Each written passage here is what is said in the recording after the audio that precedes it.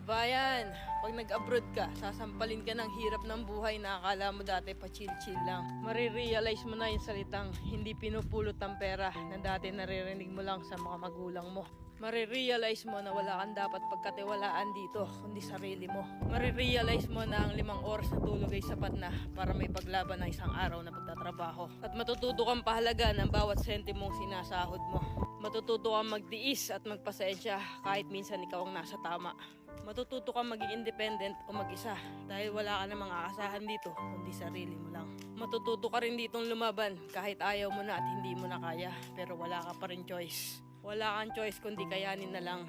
Marirealize mo na hindi pala totoo yung sinasabi nila na masarap ang buhay dito sa abroad.